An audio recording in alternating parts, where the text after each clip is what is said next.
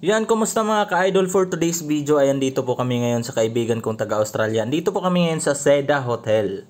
Yan, tumitingin-tingin po kami ng mga tinapay. Yan, Obe Basket, 238 pesos. Isang dosena po. Yan, may hupya. Yan, hupyang baboy, 148 pesos for 6 na piraso. Yan, ito po yung high-in na mga tinapay. Yan, at saka ito po, Spanish bread, 218. Yan, 10 piraso lang po yan. Yan, ganyan kamahal ang presyo dito mga idol. Yan, may mga donuts din sila at pandesal. Yan po yung pandesal nila, oh. Yan. Plain pandesal, 188 pesos for 12 piraso. Yan, 148 pesos ensaymada. Yan, oh, daming klaseng tinapay dito. Yan.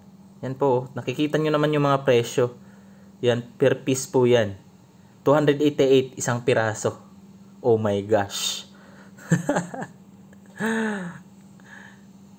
Yan, 258. Saka, ewan ko anong French. Yan. Yan po yung mga mamahaling tinapay. Yan, dark gray. Yan po, nakikita nyo naman yung mga presyuhan. Yan yung mga high-in na mga tinapay mga idol. Kaya gumawa ako ng video habang nandito tayo. Kasama yung ating kaibigan. Yan po, cookies. Yan po, yan po, 100 each.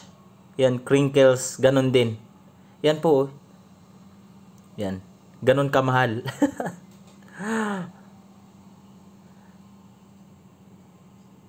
Yan si ma'am, oh. Hi, ma'am. At may mga iba't ibang klase silang cakes dito mga idol. Oh. At yan, pagkatapos naming bumili ng mga tinapay, dumiretso na kami dito sa kainan.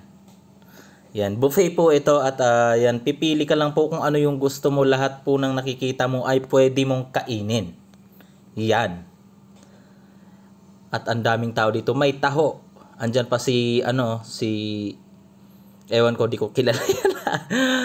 At yan, namimili ako, tinitingnan ko muna bago ako kumuha ng mga iba't ibang putahe. Yan, may mga tuyo po dito, oh. Yung diles, danggit, at ewan ko ano pa yung iba. May suka, talong, okra.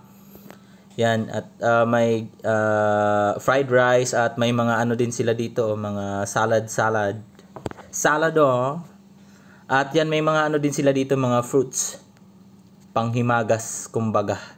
At pupunta tayo ron, may tinapay kasi dun eh. Parang gusto kong puntahan. May mga iba't ibang klaseng, oh wow, may chicks. Jokes lang mga idol. At ito na nga yung mga tinapay. Yan, may buns. At may pandikoko sila dito. May mga stick, iwan ko ano yan. At yan po yung star bread nila or putok kung tawagin. At may donuts. Yan, at kukuha ako dito mamaya. Titikman ko lang. Yan, may mga yan, maraming kumuha ata dito. Tara, babalik na tayo. Puntahan natin yung ating kaibigan. Yan, may mga juice din sila dito. Yan yung si ate. Ganda ni ate. At yan po yung dalawa kong kaibigan na from Australia. Yan, nag-uusap-usap pa sila kung yan. So yun lang mga ka-idol. At yan, pagkatapos namin kumain, dumiretso kami dito sa Fisher Mall dito sa Quezon City. Yan, naghahanap lang